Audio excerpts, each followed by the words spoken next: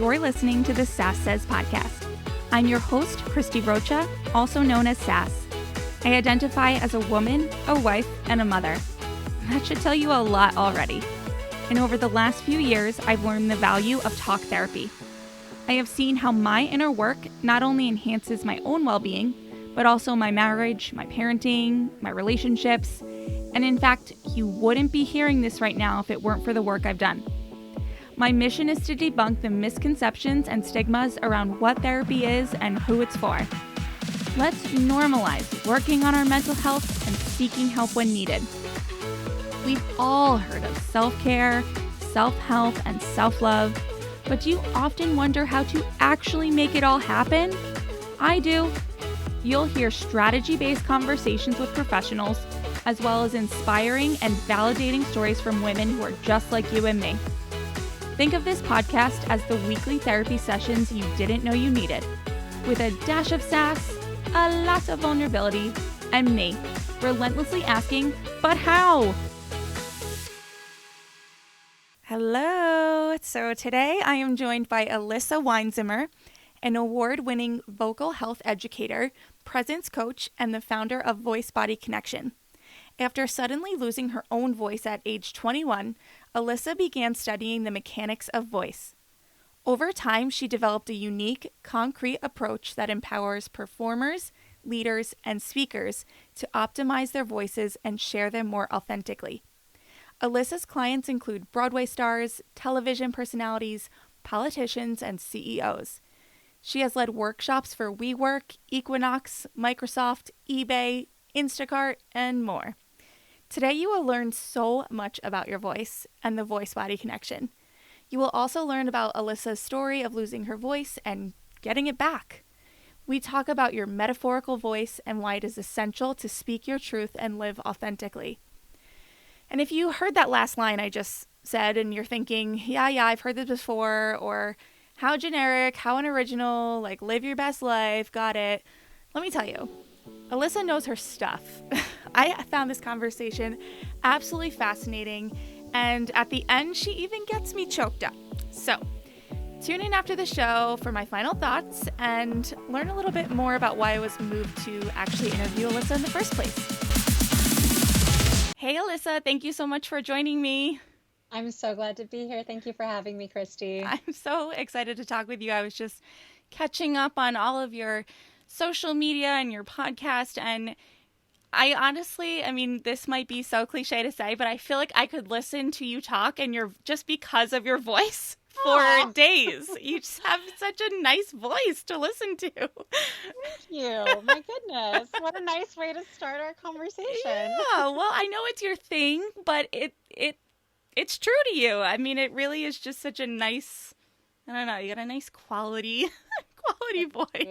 Thank you. So that being said, I do obviously want to get into your story and why you're sitting here today and who you are. But I think first, actually, your business, Voice Body Connection. Can you explain to me as a concept what that means? Yeah. My business was named Voice Body Connection in 2016, but it existed for 5 years before that. Interesting. And before I called it Voice Body Connection, I called it Elissa Weinzimmer, Holistic Voice and Yoga Coach. Okay, we've evolved. Which basically barely fit on a business card. Right. And I kept thinking to myself, what is this thing that I'm doing? I study voice and I study movement and yoga and all these different things. How do I name it? What do I call it? And I came to Voice Body Connection because it is like the mind-body connection. Mm-hmm. And the biggest thing that kept occurring to me in my own studies of the human voice was that it's this magical, mystical, you can't point to it thing. I could point to my throat and be pointing to my larynx, and that's kind of pointing to my voice. But my voice is also outside of me, it's ethereal, right? And so I was really interested in helping people understand how our voices originate and what happens in our human body that produces sound, that creates our voice, that becomes our voice on all levels, including metaphorical. And that is how I came to call my business Voice Body Connection. That's fascinating. So Thanks. you've actually studied why and how my voice is different from yours. Yes, and the short answer to that is resonance. Huh. Uh-huh. So the shape of every individual's human body, especially the vocal tract, which is the cavity between vocal cords and mouth and nose, everyone's unique, everyone's different. Hmm. Also, everyone has, especially it's stereotypical that male-bodied folks have a larger larynx, larger vocal folds, and female-bodied folks have smaller. Um, and so there's a difference in the sound that's created at the vocal folds themselves, but then the way that it bounces around and the way that we change the shape of that kind of sometimes the way I think of the vocal tract is like it's like a weird bounce house that changes shape, right? And the thing bounces, right? Isn't that a cool metaphor? So imagine you're in a bounce house, but it's just like getting taller and wider and longer and all sorts of weird things. And you, the person bouncing inside the bounce house, represent the sound waves bouncing off of the walls of the vocal tract. Um, that is why your voice is different than my voice. And then there's articulatory aspects as well. But Hmm. yes, I have indeed studied why your voice is different than my voice. That's fascinating. Mm. I love that. And you have done so because in your life, in your experience, at one point, that was not a privilege, I guess, that you had of using your Yeah. voice. And what you want to tell us about that? Yeah. So to frame it in terms of how we're speaking right now, my voice suddenly became something that was very foreign to me. Like I understood it a certain way and suddenly it changed. So I grew up doing a ton of singing, performing, acting, dancing. At a certain point, that took the form mostly of musical theater through middle, high school, college. I was also in a cappella groups. I was in an a cappella group at USC at the University of Southern California. And my senior year of college, my fourth year, when I was singing What a Feeling from Flashdance as my solo in the group. And let's see, at the time I was also in a couple performance classes. I was in a production of Angels in America at the time. So that was actually a play, not a musical. But during that time, I just, and really leading up, I now understand, leading up for many years to this time, I had gotten into a habit of overusing my voice, of pushing, of forcing the sound out. And so it all reached a head one weekend while we were on a cappella retreat, and I was scream belting What a Feeling from Flashdance during the day and drinking alcohol at night. Mm-hmm. And I wound up having a vocal hemorrhage. And it was totally terrifying. I went to two different ear, nose, and throat doctors, laryngologists, to try to understand what had happened, but it took many years for me to understand what had happened. And in the meantime, I didn't really have the rehabilitation that I needed. So I wound up uh, getting into a situation where I was really curious and needed to figure it out for myself. And I started studying the human voice, and that is how I kind of pivoted in my trajectory and stopped focusing for a long time on performing and started focusing on actually for a while also directing was has been a huge part of my work, but also vocal coaching and voice teaching. Were you fearful at any point through that process that you wouldn't actually be able to speak again? Totally. Yeah. This is not recommended anymore by most voice professionals, most voice clinicians, but I was put on a month of vocal rest. Mm. So I carried around a little notepad. Oh my I goodness. remember, I remember like going into the grocery store around the corner from where I was living and literally writing where is the milk, like stuff like that, Oh my goodness. I don't know why I would have done that though, because I'd been living close to that grocery store for a while. So maybe that's just a stereotypical example. I think I knew where the milk was actually, but doing things like that, like writing stuff down to converse with people. I was actually still in that production of Angels in America, and our rehearsal process was literally that exact month I was on vocal rest. So the only time I was allowed to speak all day was to say my lines. That was the Wow. only time I spoke. And other than that, I wrote things down. And I now understand it was incredibly psychologically and emotionally isolating in a Yes. time when I needed a lot of support. Um, and so I think my response to your question is that I both was completely and totally worried, and also because it was such a traumatic experience in my life, at that point, I think I totally shut down. Yeah. And in a lot of ways, I went into a defense pattern. I remember not too long afterwards, I got a job when I graduated from college. I was like waiting tables, bartending, kind of doing all this different stuff in a bistro. And people would come, especially when I had an evening shift and people were, kind of leisurely hanging out and just having a glass of wine or whatever. They would sit and I'd be behind the bar and they'd talk to me and they'd be like, so I was living in Los Angeles at the time, right? So they're like, so you're an actor, I assume. It's the assumption in Los Angeles. Mm-hmm. And I was so proud. I would go, no, I'm not. I'm not a performer. I was like, I'm not an actor. I am a director and a voice teacher. Oh. And I felt so cool saying that, and now I look back and I'm like, oh, poor girl. Yeah. I wish As I you're was. talking, saying Yeah. how cool you felt, I was like thinking to myself, but also I don't know how depressive that it Yep. must have been too, Yep, to really, totally dissociative. I would say I was yeah, totally dissociated from my because that was your past. identity for so long. Mm-hmm. Mm-hmm. So during that time of vocal rest, complete vocal rest, can you recall maybe how your relationships changed? Like, what did you learn really about maybe yourself or your life that you've carried with you, other than maybe the obvious of what you now do for a living, right? But Mm. were there any additional positive or negative lessons, side effects of that time period? So I remember very little from that month of my life. Mm. And I actually went back recently. I finally grabbed like all of my journals from my parents' house. I've been writing in journals for decades, and I stopped writing in my journals Wow. during that month. Wow. There it's for like months afterward too. Like Yeah. there's a hole. Yeah. I even like the boyfriend I had at the time, I reached out to him at one point. I was like, "Do you remember anything? Like how Wow. like what was going on Mm-hmm. with me during Mm-hmm. that month?"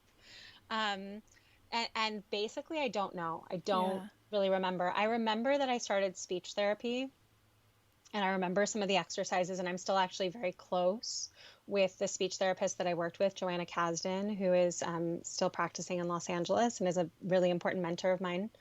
Um, but I really don't remember much. So I can answer that question from the perspective of lessons that I've gained since the event happened. Okay.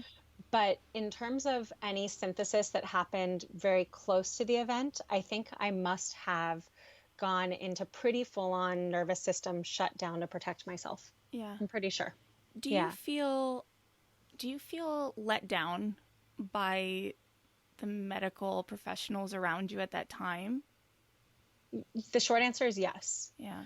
Um, and that's actually an ongoing theme in my life. So the sad, honest truth is that most medical professionals in this realm don't totally understand the human voice.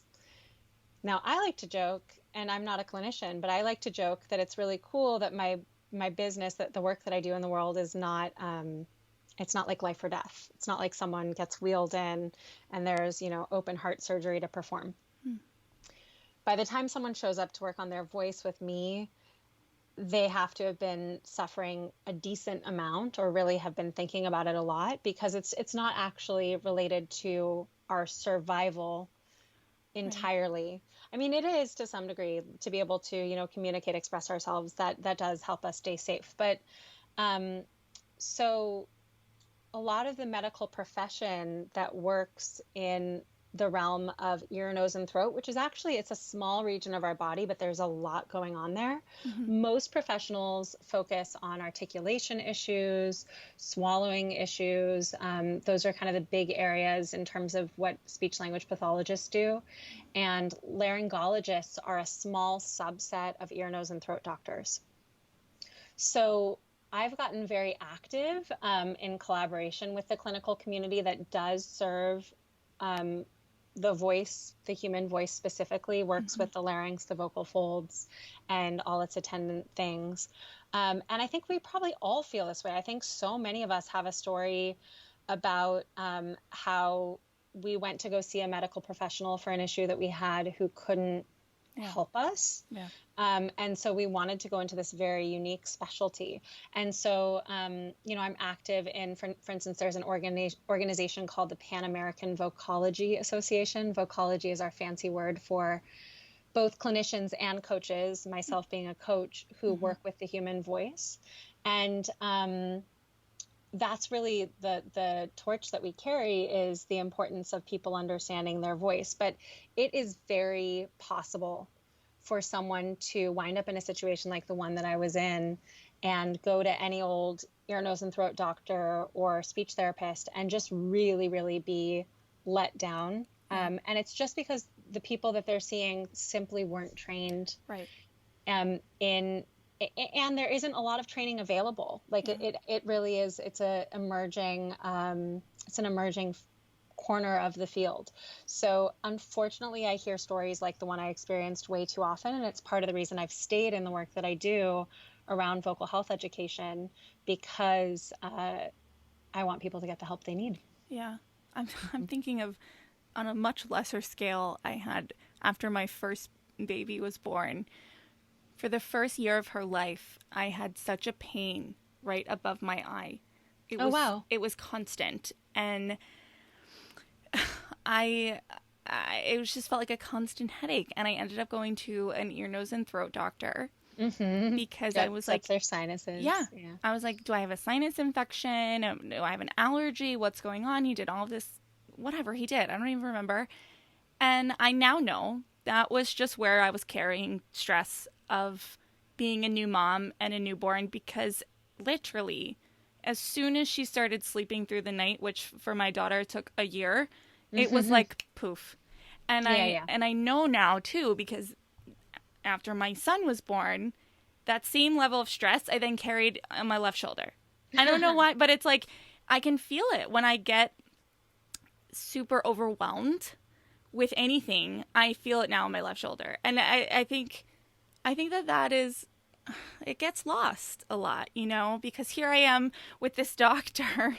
He was a gentleman probably in his late 60s, and he's looking at me like, you're perfectly healthy. I'm like, how can I be healthy if there is a pain above my eye every day from the time I wake up to the time I go to bed? Yeah. Yeah. The exact same phenomenon happens with the human voice. Unless a laryngologist can see polyps, which are kind of like blisters, or nodes, which are kind of like calluses, or some other apparent dysfunction physically on the vocal folds, we often think, and this is like a little bit of, this both still goes on and also is old news for some really wonderful clinicians, but a lot of, like, it has happened so many times that people are like, you look fine, right? And we don't understand that there are psychosomatic symptoms, is really what comes to mind in terms Yes. of hearing what you're saying. That's a very real thing. And also, part of my specialty in terms of what I do with vocal health education is help people essentially with muscle tension rehabilitation, so muscle tension release.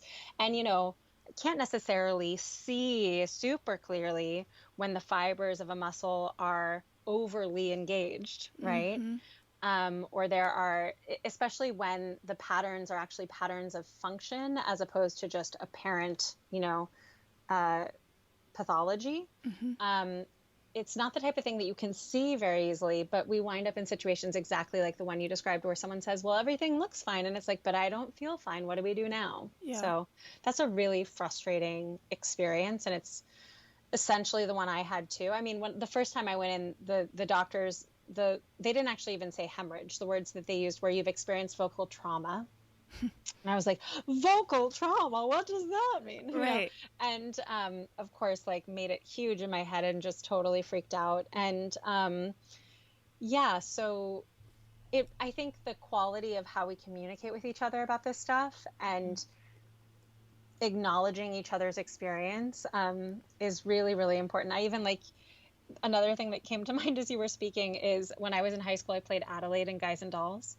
And there's a part of that song when Adelaide's lament, when she, this is, my director told me to pronounce it this way, with psychosomatic symptoms, difficult to endure, Yeah. affecting the upper respiratory tract.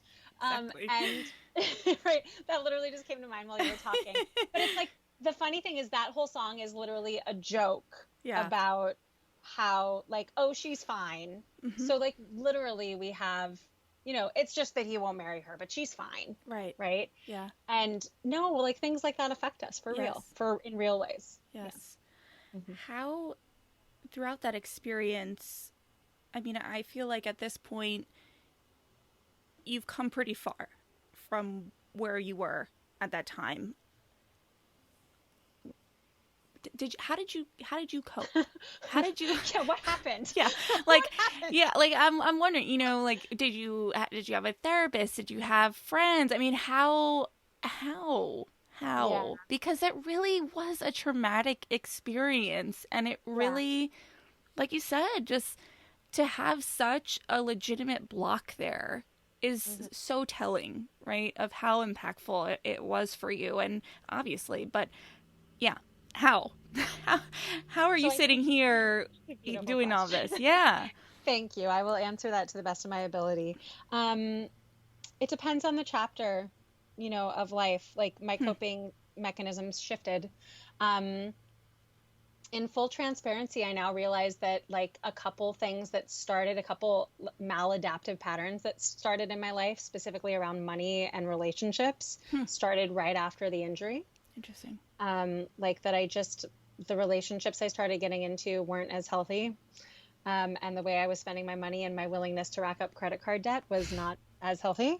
And that, you know, persisted. So I took on some, like, we could call them addictive coping mechanisms in order to deal with it. Yeah. I did also see a therapist.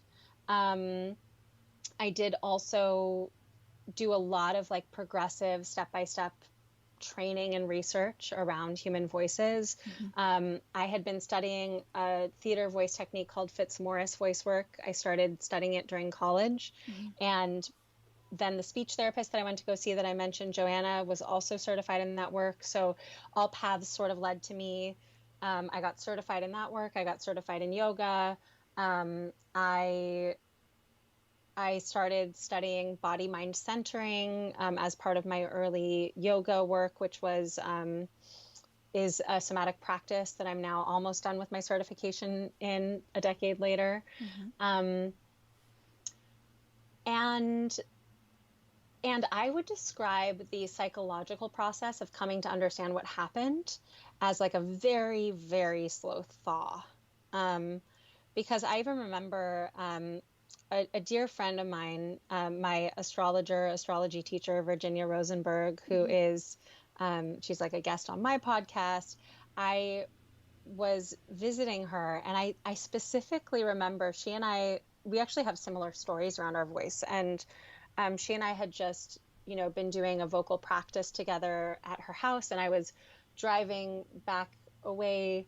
And I remember she lives in North Carolina, and I was driving through, like, kind of the mountains of North Carolina, and I remember thoughts that were occurring to me. Like, I was starting to have aha moments, and this was in 2018. I was starting to have aha moments about, oh my goodness. Like, I think that's when I started to realize during that chapter of my life that I was going to start singing again. I started to realize Virginia and I had done some sort of, like, writing a song practice. And I was like, I think I started to realize, oh my God, I'm a songwriter.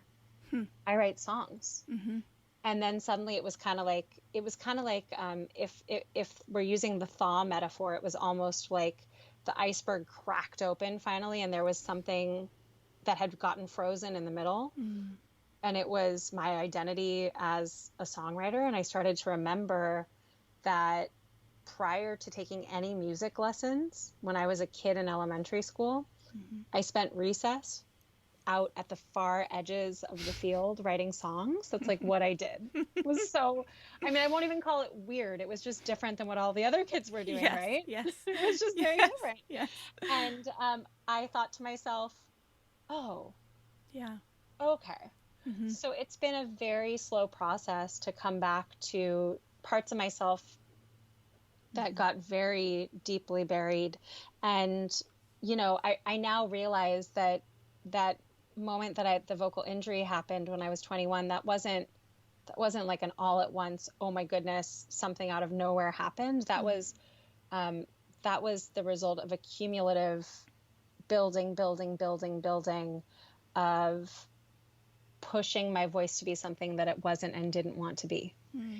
And it's almost like I've been walking down the other side of the mountain now for years. And I'm starting to come back to the level of closeness to myself and my intuition and my own voice that I was at when I was 9 years old writing songs on the playground. Yeah. Yeah, I think it's worth saying again and reiterating for anyone listening, either going through something or just searching for their own identity, that it doesn't happen overnight. It Sure is a doesn't. slow process. And I think that when you speak of the iceberg breaking and these thoughts coming to you and these messages coming to you about being a songwriter, there's also an aspect of being in a place where you're open to receive those messages and those thoughts, and trusting yourself enough to take them as your true truth. Yeah. I think sometimes we, the universe, as I call it, is trying to send us our message.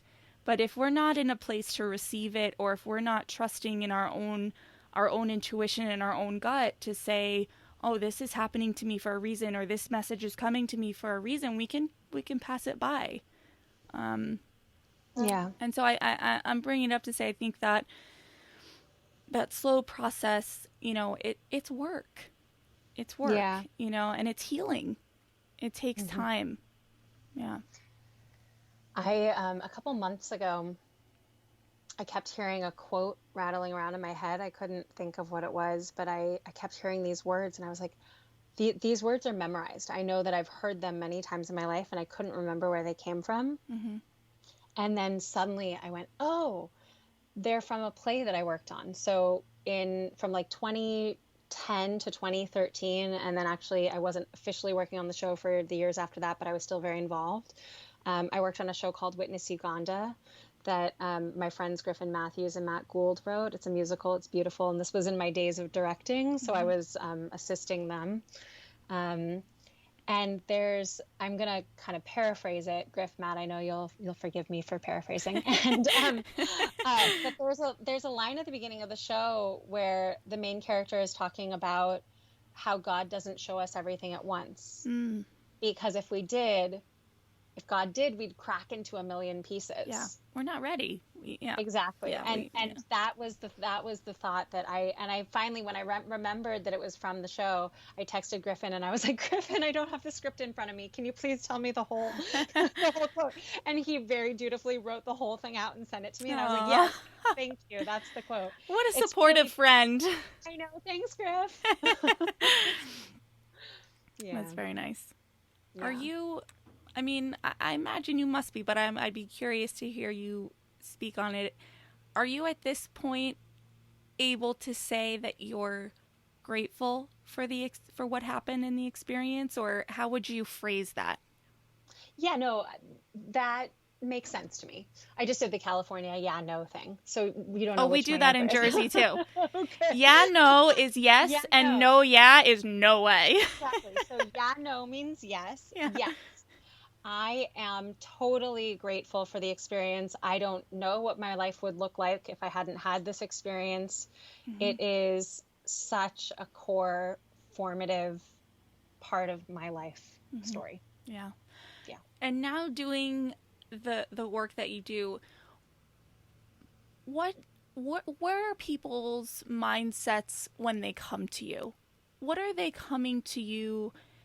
Where are they? in mentally, emotionally? Where are they, and what are they looking for out of you? That's a beautiful question that I want to sit with for a moment. Sure. I I think people come to explore their voice because they're frustrated. I think people come to explore their voice because they feel like on some level, maybe it's not overt, but they feel like they're lying. Mm. They feel like they're moving through their life lying. Mm-hmm. Um, and what I mean by that is not living authentically, not Mm-hmm. expressing themselves authentically. And lying can take a lot of different forms. Part of the reason I use the word lies is because when I was first taught the chakra system in yoga Mm-hmm. and was learning about the fifth chakra, my yoga mentors said that the throat chakra is all about expression and creativity, and the shadow of it is lies. Hmm. Right? That's if we're going to muddy Hmm. the energy of our throat, of our expression, we lie. And another way of saying this is, if anyone listening has heard of the book The Four Agreements by Don Miguel Ruiz. I just heard of um, this recently, oh, actually. such a good book. Oh, I gotta make a note. um, um, the first of the four agreements is be impeccable with your word. Hmm. That, according to Mexican Toltec wisdom, is numero uno. Wow. And be impeccable with your word is saying what you mean Mm-hmm. and meaning what you say. And I think people come to study their voice, to explore their voice, because they haven't been impeccable with their word.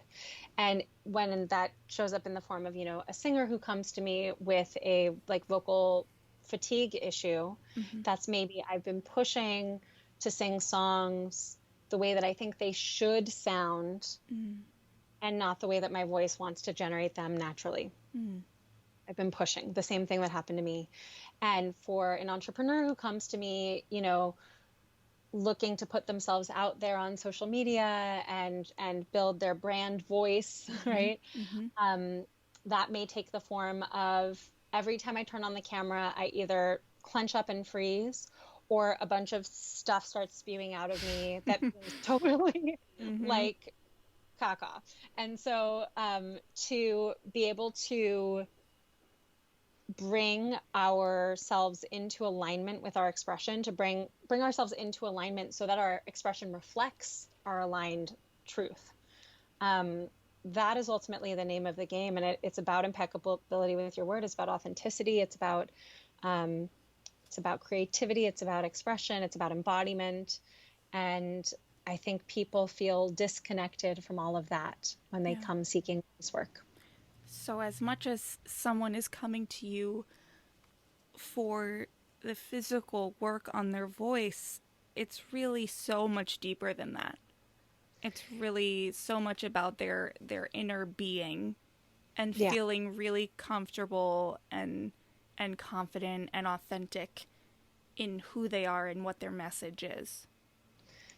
That's beautifully said. And to go back to the chakra system, so for those that don't know the chakra system, there are, according to energetic philosophy in yoga, there are seven like wheels of energy along the spine, and the throat is the fifth one, and the ones underneath it are heart, solar plexus, sacrum, and root.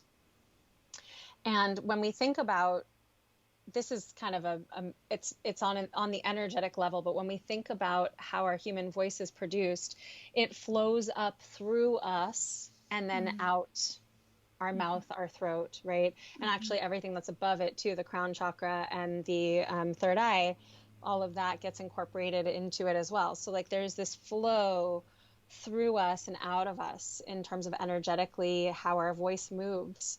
And so it's not like it just goes spurting Right. out of one place in our body. Like our voice is energetically a reflection of our entire self. Mm. Wow. Yeah. Mm. Wow. Wow. I mean, and I wish actually people could see you moving That I'm talking. and showing. My hands are coming like from my pelvis up and from my head down and out my Yes. mouth, everybody. I'm just like, Yes. Well, and it makes so much sense. And I mean, I even thinking about it on sort of this day-to-day level, right? Like I can recall the very first day that I was going to do a recording. I was so nervous about not getting enough sleep because of how sleep affects the sound quality of my voice. right. And I'm saying that now as you're talking, I'm sure there is science to that, right? But it's more so that almost the way I'm interpreting it now is like my whole being doesn't have the energy it needs to fully Yeah. express myself. Yeah, totally. And there is something you can do about it, right? Like, let's say that you're a performer on Broadway performing 8 times a week. Like, there are warm-ups you can do. There are ways that you can bring I yourself into the YouTubed a energetic. few. It's good. Excellent. Thank you for checking YouTube. There are lots of warm-ups you can do on YouTube, everybody. Just search my name. But yeah, there are things you can do to change your state. And that's actually part of the reason that I called the work that I do voice and presence work. Okay. Because your voice flows out of your state of presence, right? Yeah. So if our state of presence is like, oh, I didn't get enough sleep last night, then that's what's going to come through our voice, right? That's my pretty much constant. Aw. No, I'm working on it. It doesn't seem that way today, Chris. Okay, You're all good. perfect. Yeah. Yeah. I'm wondering, do you feel like part therapist or what? How do you balance that for yourself? Great question. Yes, I do sometimes feel like part therapist. In fact, a lot of the research that I've been doing most deeply to incorporate into my work lately has been studying polyvagal theory, which is about nervous system state and the activation, regulation, dysregulation of our nervous system. It's fascinating stuff. The researcher I love the most, who is really helping me understand it, polyvagal theory is the work of Dr. Stephen Porges. Okay. And the researcher who has really helped me come to understand how to teach about it and embody it is Deb Dana, who's a counselor. She's a therapist. So a lot of the work that I do is, I would say, therapeutic, psychology adjacent. I can be spotted on the New York City subway reading pop psychology books, as I like to call them, like the popular psychology books. Yes. And is that your term, or did you hear that somewhere? Because I love that. I've heard that somewhere. I think I made it up. That's good. Did I like make that. that up? I don't Someone call me know. on it if I did. I read don't know. Pop psychology books, everyone. I'm just wondering now. I'm just more wondering who to credit when I say it now, because it's perfect. Thank you. Feel free to credit me if you want. But that being said, it's really important, so you can see I'm clinically adjacent in a couple different arenas.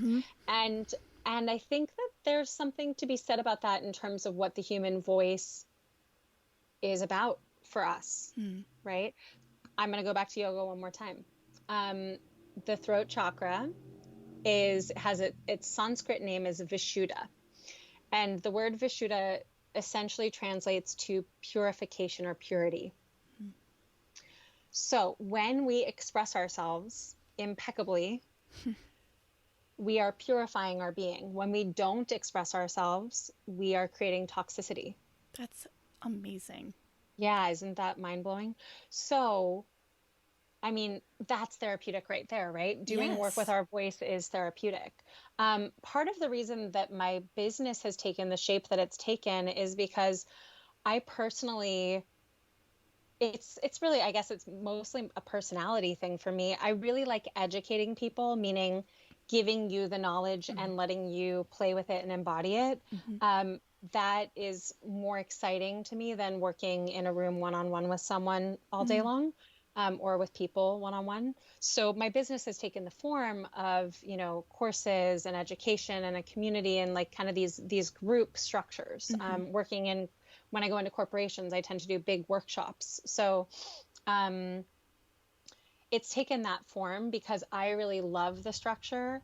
of education, of sharing knowledge. Yeah. And that structure kind of protects me from not becoming anyone's therapist, to be Interesting. perfectly honest. Yes, that makes a lot of sense. Mm-hmm. And it does seem to align with what I know of your personality, just in how much you've taken deep dives into different aspects of this. I mean, it's so evident how much research you've done, and it's reminding me of, if you can't, I think there was my physics teacher used to say this, like, if you can't explain it, you don't understand it well enough, or something. It was something like that. And it's like, you could Totally just agree with your physics rattle teacher. off these words, but you're not. You really are fully understanding, and it's coming through the amount of education that you've done for yourself. So it makes sense that you would want to then give that same tool, that same, I want to say, power, right, to the people that Mm-hmm. you're working with. It's really Yeah. empowering to really learn for yourself and have you as a guide, but like you said, to be giving them the knowledge. I'm just going to stop because I'm repeating I myself now, love all but the words yeah. you're saying, though. Empowerment is a big word for me. That's exactly, that's a huge why in my mission. I do this to empower people. And I love that you quoted your physics teacher. That makes me so happy. I totally agree. And there was another thought that I had based on what you were saying, but just essentially, yes. Yeah. Yes to all of that. Yeah. Yeah. Can you speak to maybe some of the common, or I don't even know if there are, but when you're working with a group or you're working with someone on really trying to find their voice, whether that's physically or emotionally, what do you see as some of the more common blocks for that? What are people working through? Mm. I think people are working through other people's expectations. Hmm. I know for me, my vocal issues stemmed from a whole lot of shoulding all over myself. Yes. Yeah. um, just Yeah. from being like, I mean, and it was actually a skill of mine, right? Like, I, as a kid, I used to listen to cassette tapes of Mariah Carey and Whitney Houston. Mm. Um, and I was really proud that I could shape my vocal tract to emulate their sound Mm. to a large degree. I was proud that I could mimic those sounds. And because I could do that, and because that was clearly popular, I thought that's what I should be doing. Interesting. And so ultimately, freeing my voice, freeing anyone's voice, I think has to do with letting go of the shoulds, Mm-hmm. of like what I think I should sound like. And sometimes you have to go digging to even realize that you have a should. Yeah.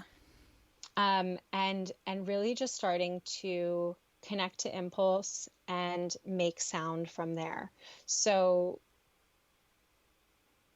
remind me what the question is that I'm answering right now. I was asking, what do you come across or do you experience as The being the common, blocks yeah. to finding, your voice? Yeah. And So yeah, I really do think it has to do with other people's expectations, because Mhm.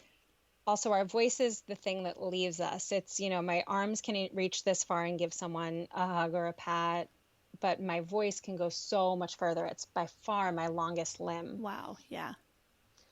And because it can get out there, we may have had parents or authority figures in our lives who told us, nope, stop. Mm-hmm. And then we block it. Mm-hmm. Or people expect a certain form of expression from us, and then we force it out when it's also not authentic. Mm-hmm. So basically, the blocks take those two qualities. They're either stopping or forcing. Mm-hmm. And a lot of times it's a mixture of the two, Yeah. depending upon context. Yeah. My goodness. As you're talking, I'm thinking of so many instances. I think specifically, as women, as even moms, we hold back, Uh-huh. because we think we should. And people told us to. Yes. Yes, like that what I was listening to a podcast recently about maybe it was yours actually. I think it was Sophia. Sophia. Sophie Sunwoo, we were Yes. talking about entrepreneurship. Yeah. And you were talking, and she was talking a lot about like the good girl, Yes. that good girl persona. Be the good girl, be the agreeable girl, be the one that's not loud, that doesn't speak out, that, just follows the rules. And I think Sophia's working on a project right now. Her Korean upbringing, that was like very culturally embedded. And so she's working on a book right now to talk about, basically addressing those cultural stereotypes. Yeah. Yeah. Yeah. When you go into a corporation, what is that experience like? What type of work are you really doing with a corporation, and how does that work? It's a timely question at the at this recording, because I'm actually doing a really big presentation inside a major US bank next week. Ooh. Yeah, and it's exciting because, like, it's so cool to go into a company like that, because like that's where the people are. Yeah. Like, there are people here. Yeah. There are people who would never come find me on their own, and here they are. Yes. Yes. At this major US bank, as well as many, many corporations across the country right now. I'll just name that we're recording this in like mid-July. Mm-hmm. Everyone's getting told that they have to go back to the office right now. Yeah. And people are freaked out. Wigged. And yeah, they're totally wigged out.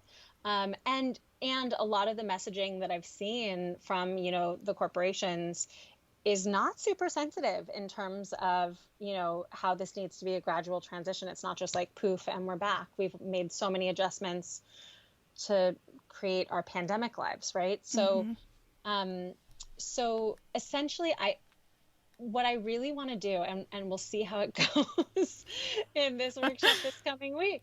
We'll see what comes up. I was talking with like the HR team who's bringing me in, and we were like, oh, let's see how this goes. I really think it's important for us to have the real conversations. And yet inside an environment like that, there are a lot of landmines. Like, I do talk to clients who are like, oh no, I can't say that. Oh no, I can't do that. Oh no, I can't express that. Oh no, I can't go to that person. We have so many snags of, like, there's all sorts of landmines about what we're supposed to say and how we're supposed to say it. And so to start moving towards being a society that allows people to be their whole authentic selves at work and to express themselves. Not whole authentic self doesn't mean like blah, blah, blah, blah, blah. Right. Doesn't mean that, right? Right. Whole authentic self means I'm having a concern here and I need to voice it, right? Or like, I'm receiving unequal treatment related to issues of equity and racial justice, and it needs to be addressed, right? These are the things that we need to, I think we've all become very aware, certainly in the United States of America in the past year, that we need to be having more open conversations around the tough stuff like this. But oh my gosh, going into a corporation where there's all those, like, I almost picture like the Matrix. There's just like, I duck and dive to get around all the stuff. Good luck to you. Exactly. Right. Thank you. I appreciate it. Yes. But I'm also doing that work because that is how we change our society, isn't it? Like, going into those snaggy spaces and being like, ooh, guys, here's what's actually going on here. So I'll report back. Yes, please do. Specifically about how this, because I haven't taught a workshop like this since the pandemic. And so I just think the conversations are going to be so different. Yes.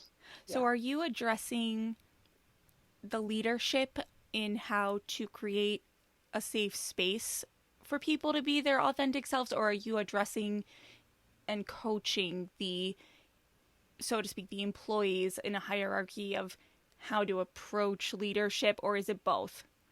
It's both, and different organizations obviously function differently, and will bring me or someone like me in at any. We just got to get in where they'll bring us in. But ultimately, to address the issue, it's very much a both thing, right? And I've started using the terminology compassionate space instead of safe space. Okay. Because the reality is, we can't promise anyone a safe space. Interesting. Anyone could say anything anytime, and it could make someone feel unsafe. And when we start saying like, oh, this is a safe space, this is a safe space, and then someone has an experience that makes them feel unsafe inside the quote unquote safe space, that's where we start to deny people's reality and create bigger problems. So we can't guarantee a safe space, but what we can do is agree to work together with compassion for each other, openness, curiosity, and listening. Yes. And ownership of our part in any dynamics that are unhealthy or not, allowing us to grow. And it is most effective to do that work when the leaders, essentially, in order for the whole and any community, any organization to change, the leaders need to be doing that work and modeling it. And that is probably the most important thing. And everyone else, and in some way we're all leaders, aren't we, needs to be taking action to ask to be heard. Yes. And as you're talking, I'm thinking how much of what you're saying can translate really to any relationship. I mean, any level. Yeah. Any level. It's all the same stuff. We're humans. Yes. This is human mechanics. Yeah. I mean, even I have a lot of conversations with therapists, and a lot of what you're saying is so aligned and so similar. Sometimes I'm not going to say word for word, but it's all very similar. Just even when we're having a discussion with our kid or our partner, just creating a compassionate space for that person to feel and to be heard is so important. You have a system, I guess, and sort of going along with taking this to, someone like myself who's home with their kids and with their spouse and their family and their friends and this and that, just taking it more to back to a daily sort of practice. I've seen you post a bit about how you use your voice and how you come to terms with what you want to say and how you want to say it if you're not so sure. Can you talk me through that process? Absolutely. So I call this the voice-body connection process. And it is a way to discover what is your truth so that you can sequence it through your voice and share authentically. And we can actually just do it. So everyone listening right now, including you, Christy, will just practice it in this moment. So in this moment, scan through your body and ask yourself what the strongest sensation is that you feel right now. And just keep that in your mind. I'll ask you 3 more questions. So once you've noticed whatever sensation is strongest, ask yourself, why do I think I'm feeling this sensation? What may have been the stimulus? And whatever answer comes to you first and fast is perfect. Stick with that. Simplicity is good. And then ask yourself, do I have any emotions about everything I'm noticing? And basic emotions are anger, joy, fear, sadness, hope, disgust. And then ask yourself, do I have any desires related to everything I just noticed? What do I want? And those 4 questions that I just asked you are this process. And now we can utilize it to come back together in connection with others, express ourselves, and communicate. So I'll tell you what came up for me as I was asking the questions just now. So my neck is pretty achy right now.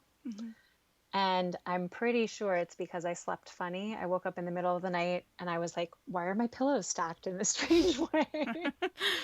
And my emotions about it are frustration, which I guess is like a mild form of anger, right? And that's probably the overwhelming emotion. And my desire is to do some, I actually already did some gentle exercises for it this morning, but to do some more before I go to bed tonight and to try to sleep on just one pillow tonight if I can manage it. So that's my answer.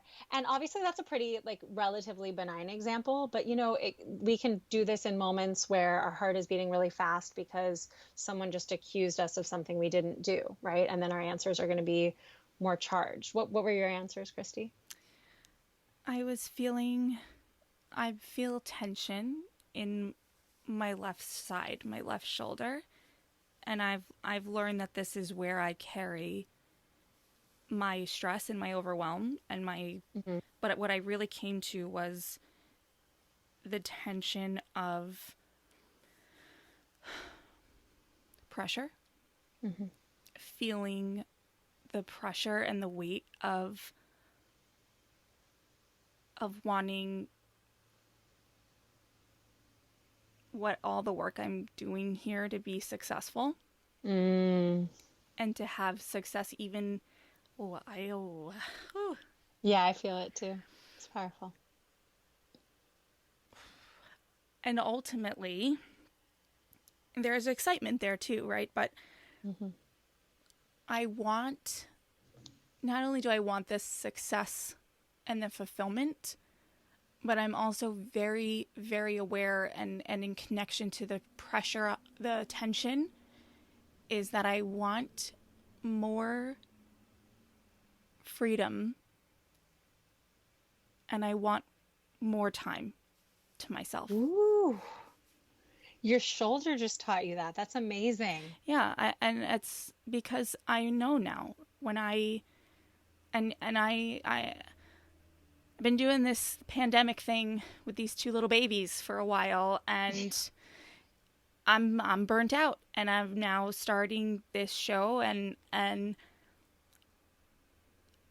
I'm feeling the like I said the pressure to have success and make the time that I'm putting towards it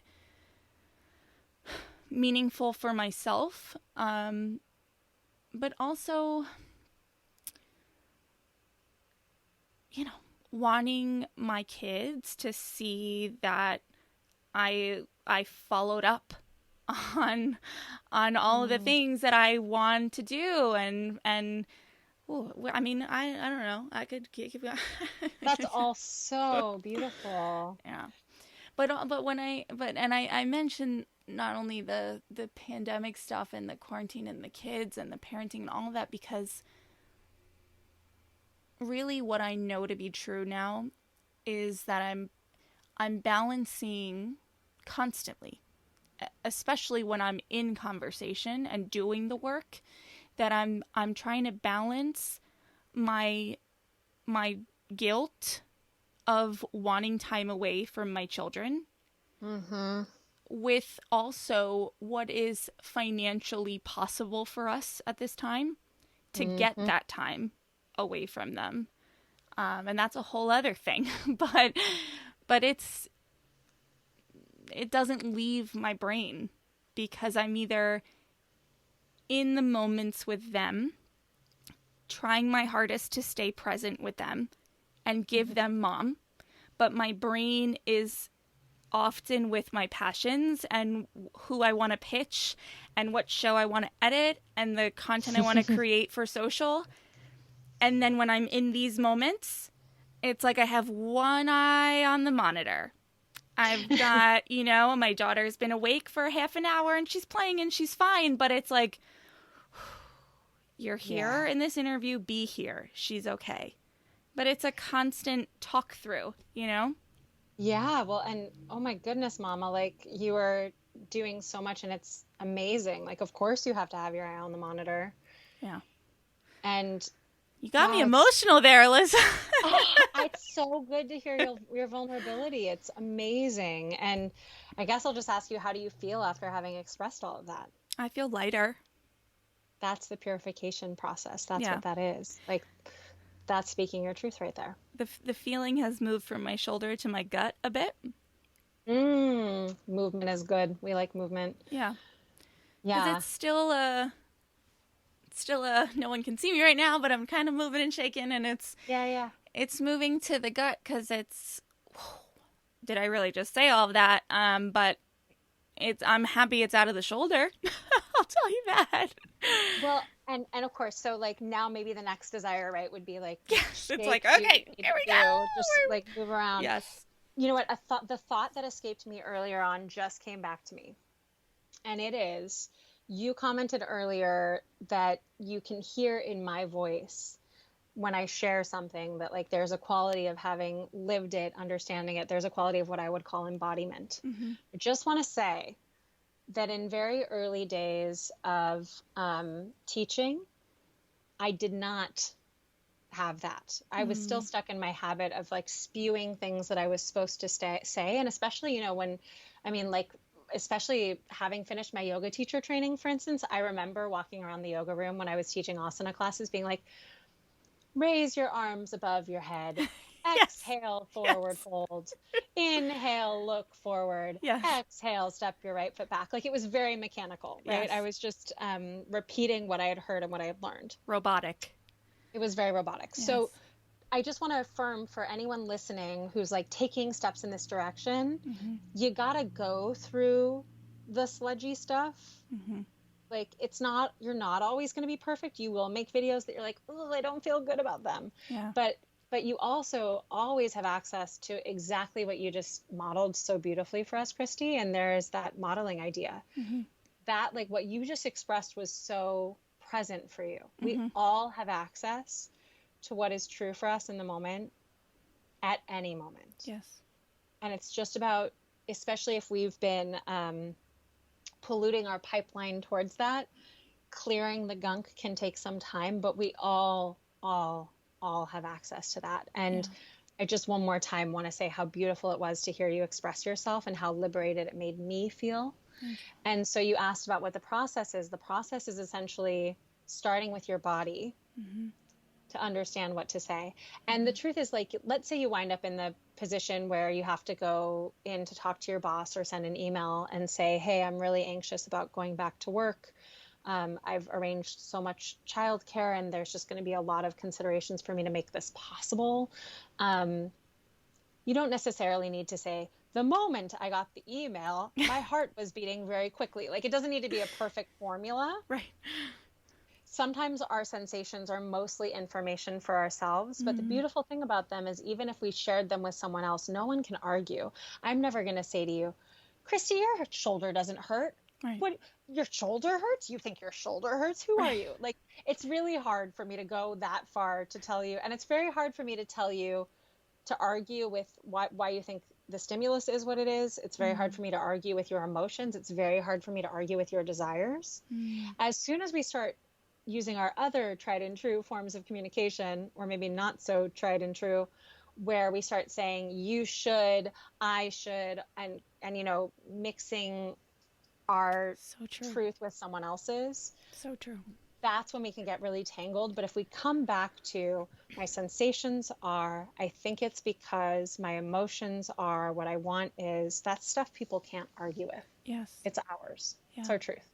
And they can't, it's reminding me of my mom often would counsel me, whether it be in conversations with friends or relationships, you know, she'd always say, or even just if I was in high school or something and someone invited me to go somewhere and I didn't want to go or whatever, you know, she's like, you have to tell the truth because in any other instance, someone will find a loophole. They'll find the gap and they'll try to fill it. So if it's, hey, I don't want to go because I can't go because I don't have a ride, well, I'll pick you up. Exactly. Or, you know, it's always, but just using that example, stating the truth of, say, I don't wish to go because I feel this and X and Y, Z. Okay.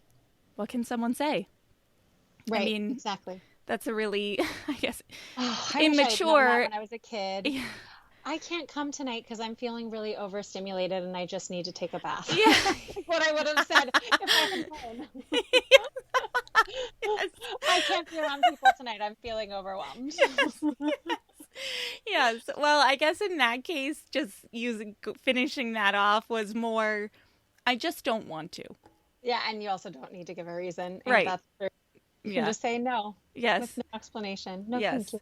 But my point was, if you're not speaking authentically and you're not speaking to what's really true for you, someone will be able to find a hole in it, in what you're saying, and they'll try to fill it. I don't want to go back to work because XYZ or something that they can fix for you. Yeah, so don't lie, basically, is what you're saying. Yeah. Don't lie. Tell the truth. What? Tell the truth that's relevant. What a revolutionary concept. Yeah.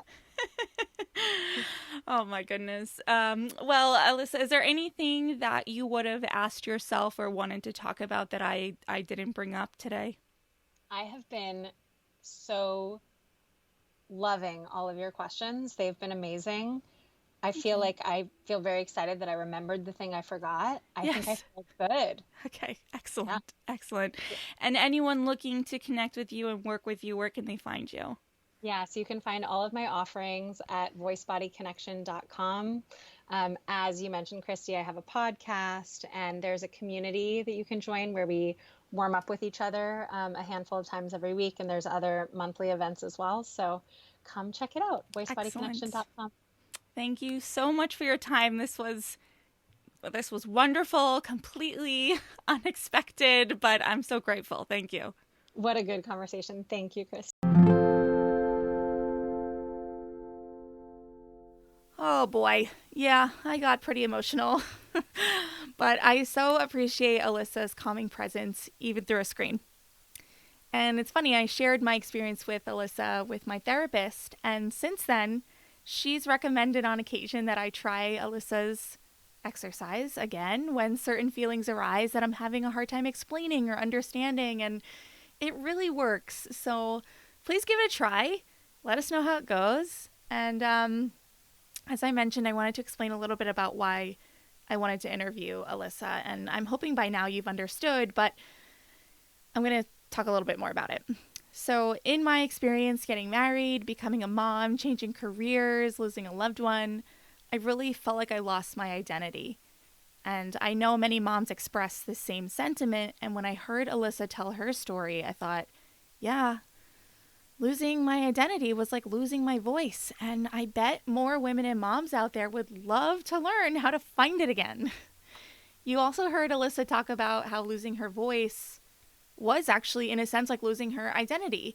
So there are a lot of connections to be made here, and I don't know why, but I'm just feeling compelled to spell them out for you. So I've also found her work pretty interesting because I've always known that I've had something to say in this world, but it's taken me until now to know what it is. And I know that my message will evolve in time and with age, but my hope is that if you're feeling stuck, if you're feeling like you've lost yourself or you've lost your voice in your relationship or at work or just as a parent, that you'll reach out to Elissa, listen to her podcast, take one of her courses, get your voice back. Whether that's your physical voice, your metaphorical voice, it doesn't matter. You deserve both. You deserve it all, and Elissa is an excellent resource. So anyway, thank you so much for being here and for tuning in. And Elissa, that was so unexpected, but so lovely. And thank you again. Thank you so much for tuning in today. Sass Says is a production of Luann Nigara, Inc. This podcast is meant to be educational and not meant to replace professional therapy or professional medical attention. To learn more about today's show and what's new in my world, head over to sasssays.com. Thanks so much. Talk later.